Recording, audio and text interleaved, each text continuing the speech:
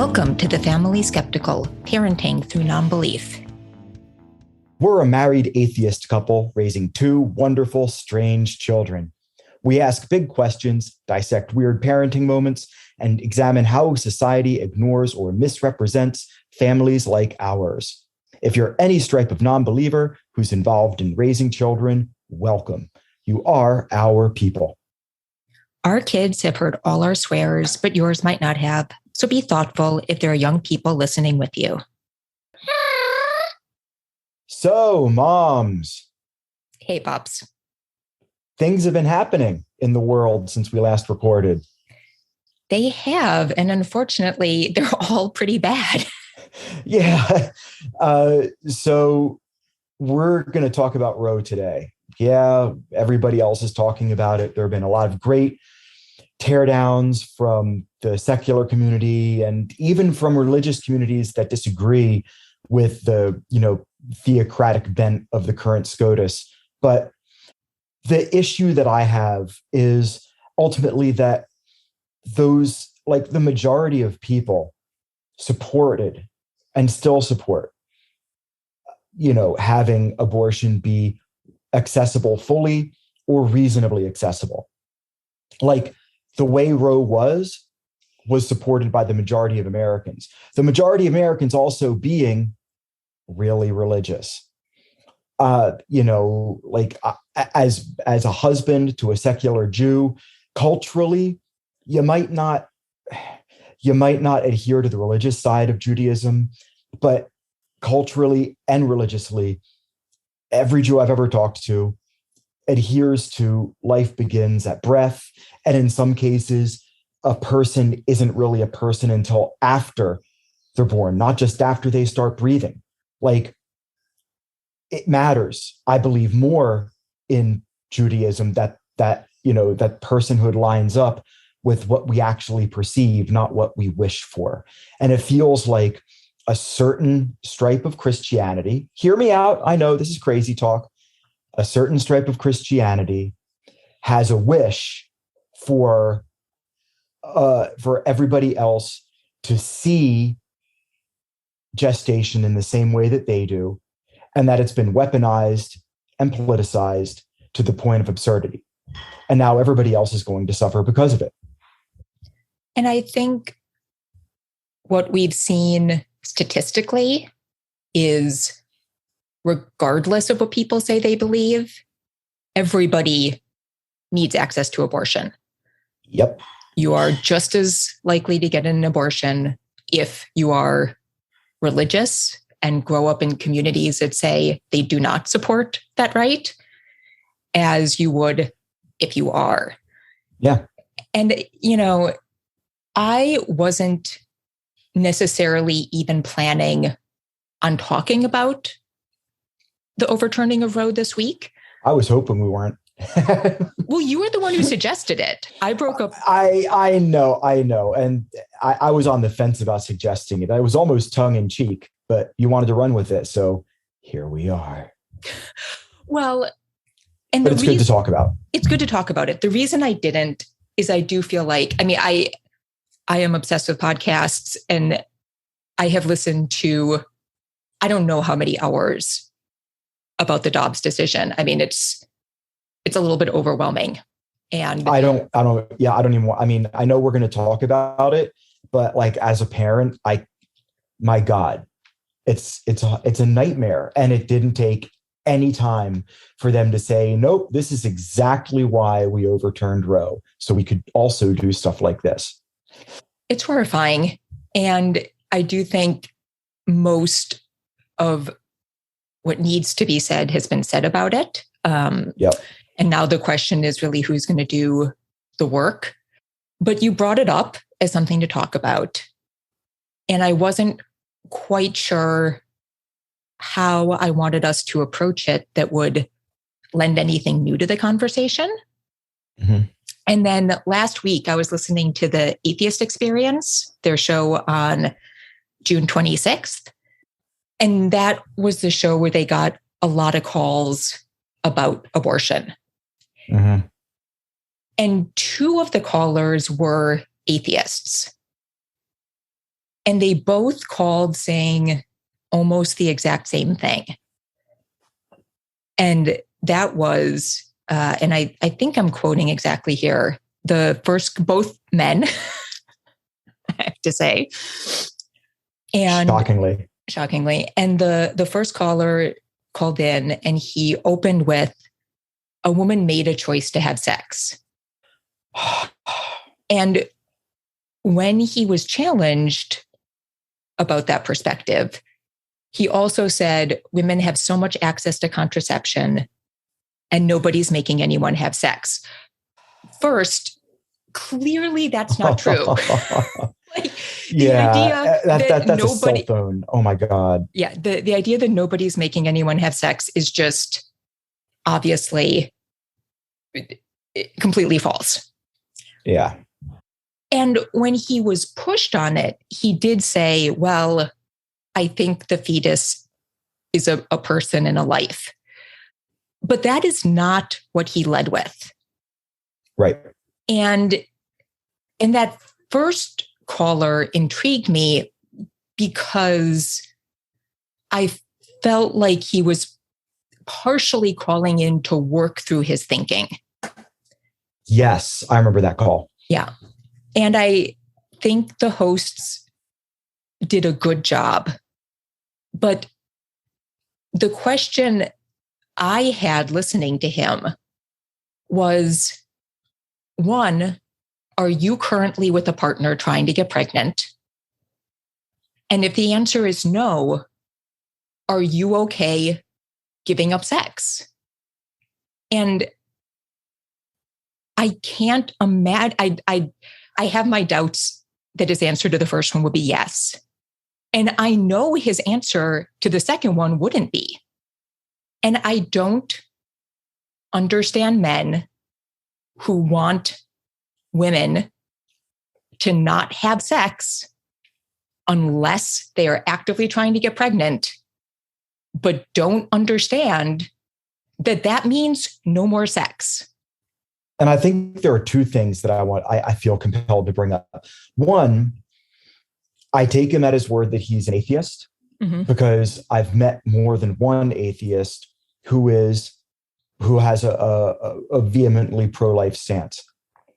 And that this is why it's both important to acknowledge the breadth of worldviews and beliefs within atheism as a cultural group, but also that it's important to ask a person what their positions are and not just assume, oh, you're an atheist, so you believe in a deterministic universe. We're all just wet robots and yada, yada, yada. Like, no, there are pro-life atheists. There are pro-choice theists. The world is not black and white.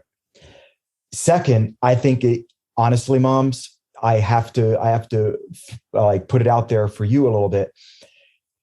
You assumed that he would have been averse to saying how he would not have been ready to give up sex. Since the question wasn't posed to him, I feel compelled to defend him and say, we don't know that that's what he would have answered. Though it is very likely, as a dude calling in about abortion, that he feels like he's justified in his positions as a man and thus might be above it. Well, I'll tell you why I made that assumption.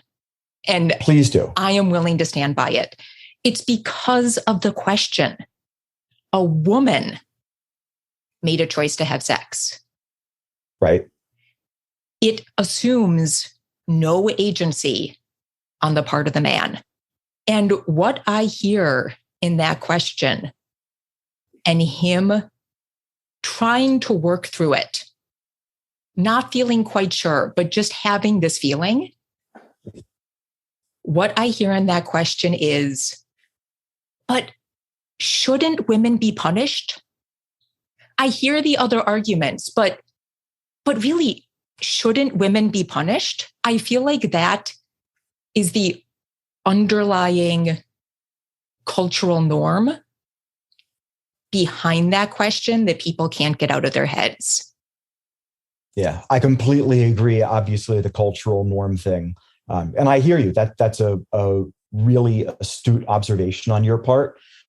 But as a secularist who's been in a lot of conversations with theists who try to strawman or mischaracterize my position based on one tiny tidbit that they do know about me, I am always going to give, until I actually directly ask a person, what do you believe and why, or more, why do you believe what you believe, that I'm going to give them the benefit of the doubt. And maybe that's my failing, that I should see that question as, oh, he's just perpetuating this assumption that society has that women and their sex drive is ultimately what's at fault here and what should be controlled and regulated.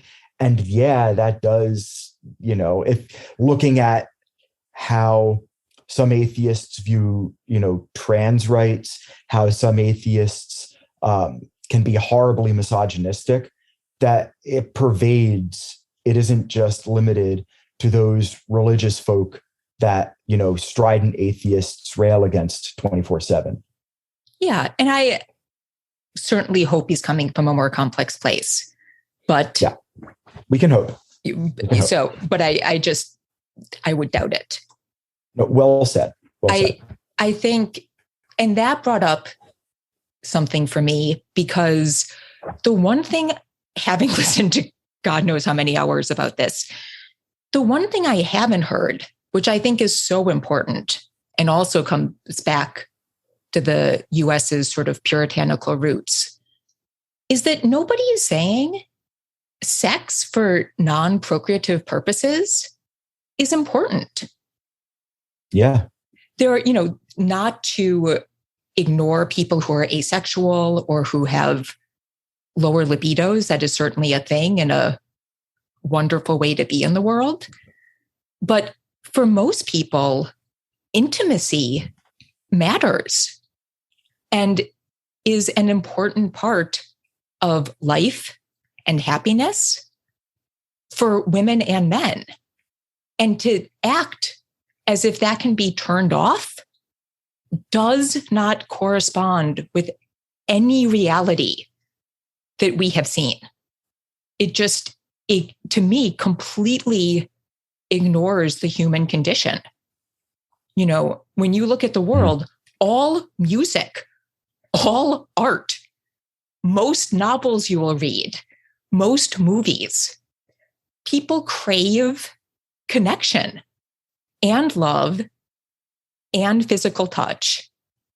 And to pretend that it makes any sense to tell people that they can deny that, except for maybe, for some people, like 6 months out of their entire life.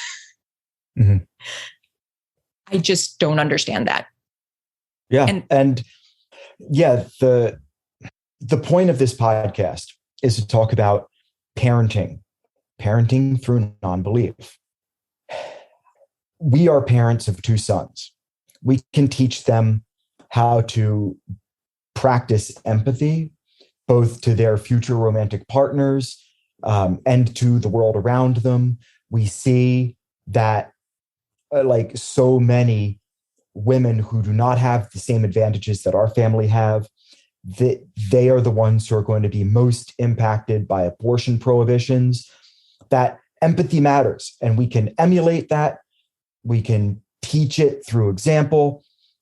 But at the same time, I find myself grateful that we don't have daughters, that I don't have to worry about some eventuality then happening to them that in an increasingly theocratic society would be a forced situation, that it wouldn't matter, that their personhood wouldn't matter, that their agency wouldn't matter. But here we are, parents of 2 sons, where we have to teach them this is the world that they are going to be coming into. We can equip them with the best, most comprehensive empathy education that we possibly can as parents. But is that going to be enough? How does that square with the parents of daughters who have to then raise them in this post X row world, whatever? makes my head spin. And I just feel so sad for all the parents that, that have to worry about this more than we do. And yeah, there's Turnip here. Turnip got spayed. Turnip doesn't have a uterus. We don't have to worry about Turnip.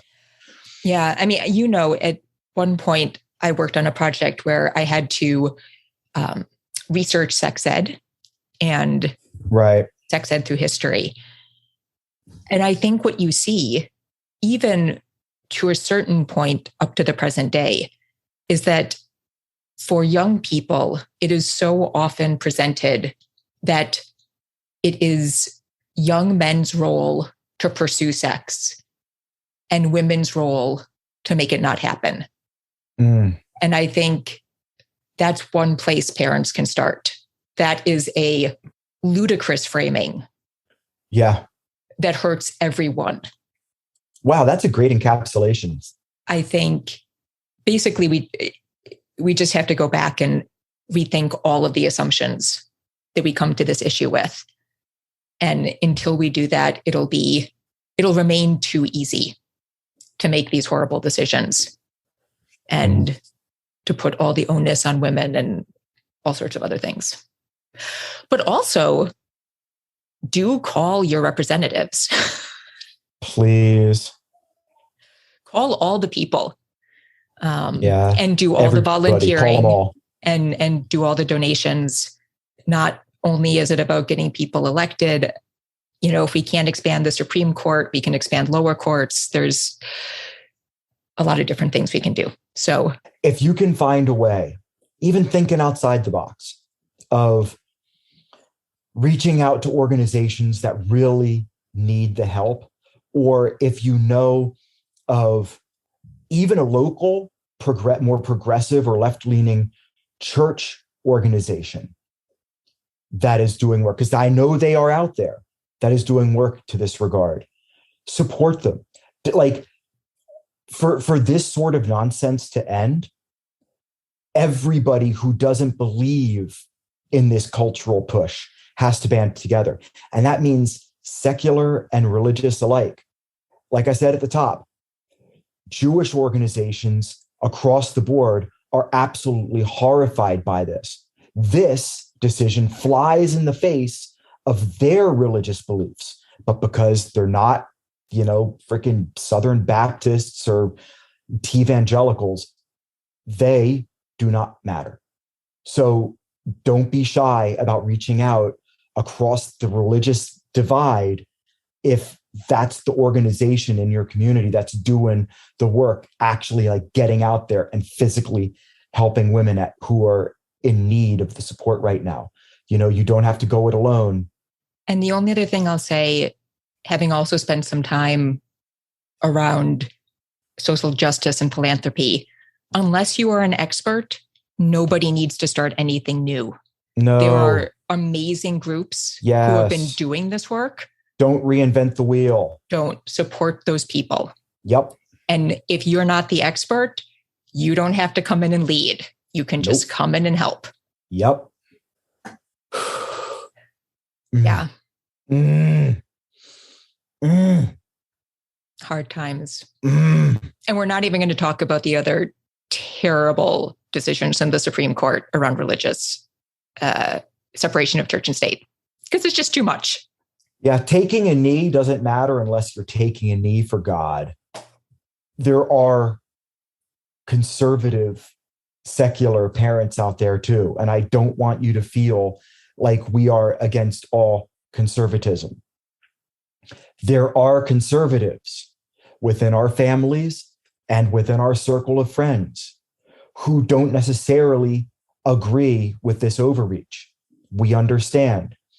We also understand that you could very well support the overturning of Roe and also be secular.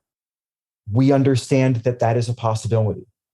And we respect that that is your decision for your family. And if you are someone happy about the Dobbs decision, I just hope you are also calling your representatives to make sure that women are supported when they need to take disability during pregnancy, that they get longer maternity leave, that we have better early childhood education, that we have subsidies for childcare, and are actually thinking about what society needs to do if we are forcing people to carry children to term. So, Pop, should we move on to something a little bit less grim? I don't know. You know what? Yes, Roe is grim right now. Yes, a lot of people are going to get hurt. I firmly believe that we culturally can come together and use this to fuel greater action. And so while the immediate is grim, I have every confidence, not faith, I have confidence based on what I've seen in the past that these sorts of calamities can force communities, even large ones, to come together and do meaningful action. So I am cautiously optimistic in spite of all the horror that is going to befall so many women and girls. But yes, I would like to move on to something other than this absolute travesty of, human suffering. Okay. Squirrels on water skis. This isn't the nightly news, honey. Baby sloth. Oh, I could maybe go for that. So I think what we're going to go to is what we talked about last week. We were talking about the book, Relax, It's Just God, How and Why to Talk to Your Kids About Religion When You're Not Religious by Wendy Thomas Russell. Mm-hmm. And the section we're going to talk about today is in her chapter, Kickstarting Religious Literacy. So it's long, but there's just one little section I want to read. So she says, the goal is to incorporate some religious knowledge into your child's everyday life, to make it light and fun and interesting, not unlike the popular preschool TV heroine Dora the Explorer, and to resist the overwhelming urge to get too serious about any of it. Here's the thing. Some people who believe in God or Allah are serious about religion because they want their kids to avoid going to hell. People who don't believe in God or Allah are serious about it because they worry their kids will think religion is great and end up drinking the Kool-Aid. But both these positions are based in fear, and the result of all the seriousness is that religion becomes a total bore. Too few of us are fighting boredom by making religion fun or funny or surprising, the stuff kids like. And then she talks about a couple of things. She says she Googled making religion fun, and what came out was about making fun of religion. And she says, but for parents who want their kids to be religiously literate, that may be short-sighted. Take Adam and Eve in the Garden of Eden, for example. If you're too busy explaining to your child that Adam and Eve weren't really the first people, and that those who believe such things are irrational, you're probably not telling the Adam and Eve story very well. And that's a shame, because it's a really great story, as well as being a vital addition to our kids' cultural knowledge. I think that's my encapsulated responses. So it's a myth. It's a myth, and exactly. ultimately, like, you can make it interesting when you frame it like, here's a story that was written a long time ago, during which time people ascribed all sorts of natural phenomena to God or gods. And here's one culture's origin for the beginning of life. And this culture is very concerned with morality and how we treat each other, or how we frame what is capital G good and capital E evil. And so they started off by saying that humanity is fundamentally broken. That doesn't necessarily mean that we are. It just means that this is one view. And then you can tell the story. Like it doesn't, she seems to be making like a big deal about stuff that isn't a big deal. Like, it's like many things. If you make it a big deal, your kids are going to make a big deal out of it. If you're afraid of flying and you're getting on an airplane and you're like shaking with fear, the kids may also start to get anxious, right? And that could be an involuntary response, but nonetheless, they will take it. They will take cues from you. If you go into this, talking about the Adam and Eve story, being glib, they're not going to take it seriously, and they're going to act, maybe rudely to other people that they know do adhere to that, biblical literalism.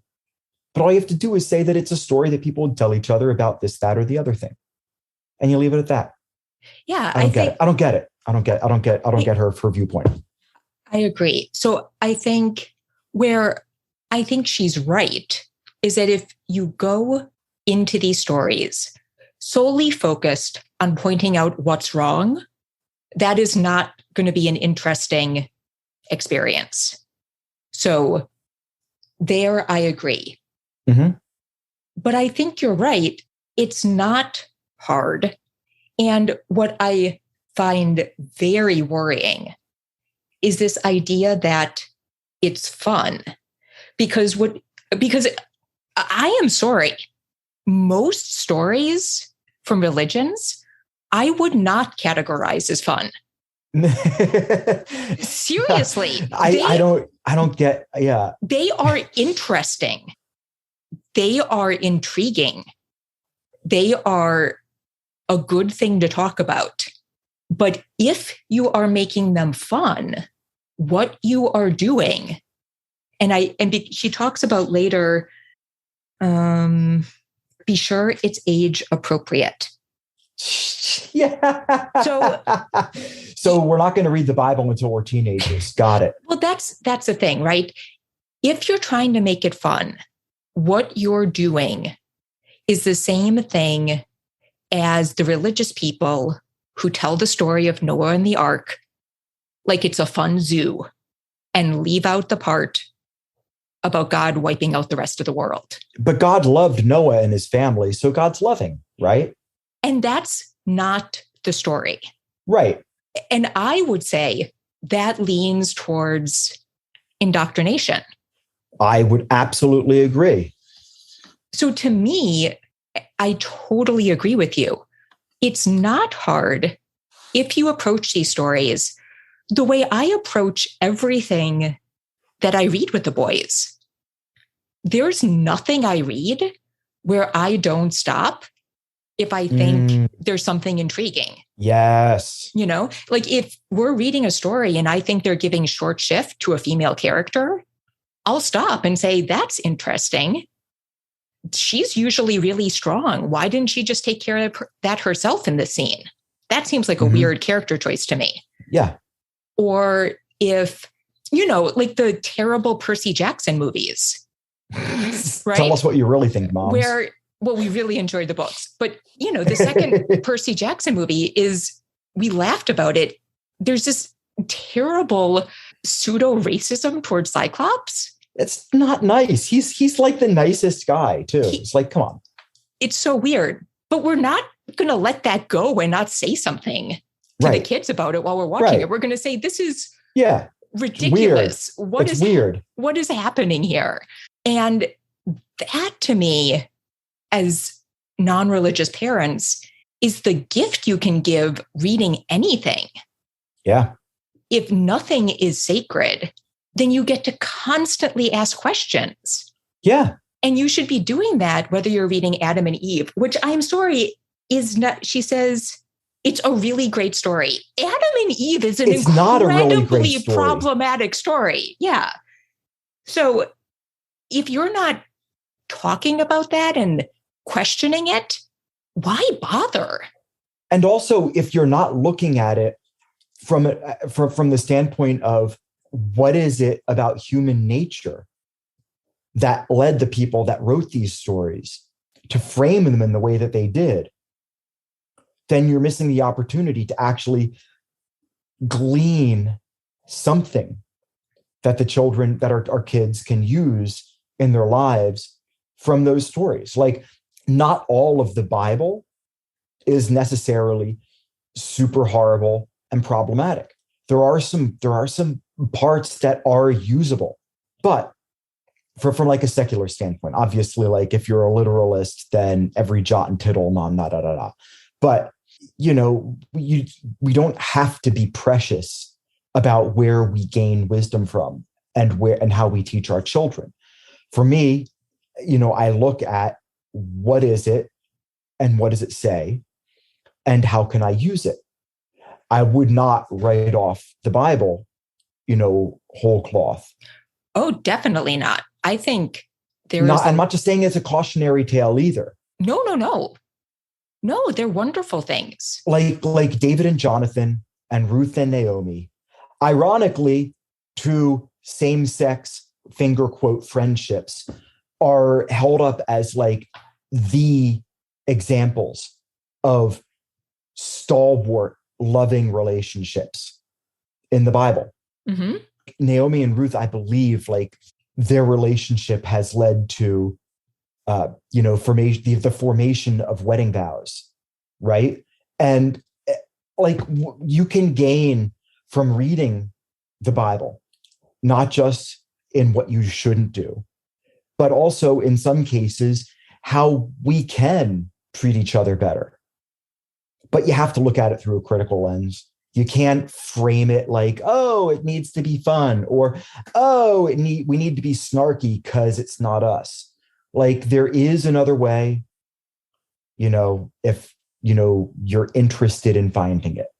And I completely agree. I mean, I think Esther is such an amazing character. Esther's badass. And, certainly the New Testament. Mm-hmm. I mean, I really feel like as the actual Son of God, Jesus leaves a lot to be desired, but as a myth of the Son of God that we created, it's pretty amazing that humans decided to focus on somebody who is so concerned with caring for the least of us. There's a ton there to be learned. And I think there's wisdom to be found everywhere. And so that definitely shouldn't be cut off. But, there's also wisdom to be found in works of fiction that are considered fiction by everybody. You mean like Handmaid's Tale? Sorry, God, sorry, I couldn't help it. That was low hanging fruit. Sorry. Yeah. So I definitely don't think those things should be ignored at all.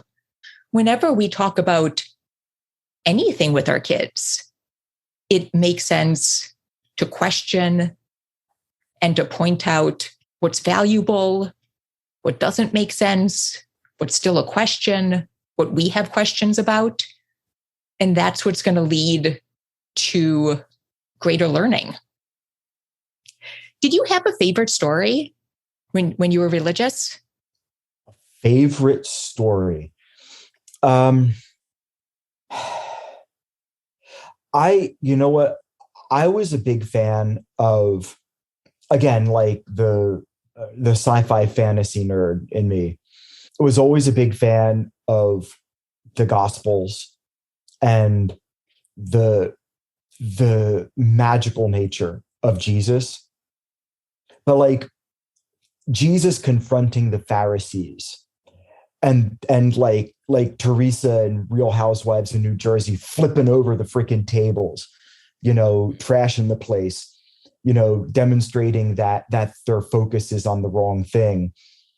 That really resonated with me. And that's something that I would take from the Bible just in general, that we don't need to be focused on the material, that you don't need to be, finger quotes, spiritual to not be focused on the material, because you could be focused on the emotional state of your children, right? Mm-hmm. That isn't necessarily material gain.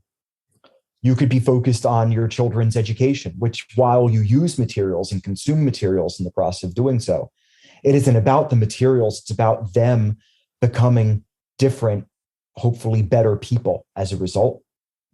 And while they are material themselves, it would drive actions that would be decisions, immaterial decisions on their part, better decisions, hopefully. And so that would be a story that I loved as a kid, but also as now a secular parent can easily square with my current beliefs and my desire to have my children grow to be the best versions of themselves and hopefully a heck of a lot better than me. That's a great example. I was hoping to get to another section of the book today too, but we'll do that next time. A lot of time on Roe. So, but that is a great teaser, because the next section I want to talk about is kind of about how much credit we give kids for having their own opinions. So that's a really nice place to... I'm going to have to put my teacher hat on for that one. Yeah. It's not really the point of the book, but I think it's an interesting question that the next section raises. Fun. So okay. We'll talk about that in the next episode. No, Roe, we're not going to talk about abortion. I certainly hope not. I hope nothing else happens. Yep. Knock on wood. That we absolutely have to talk about.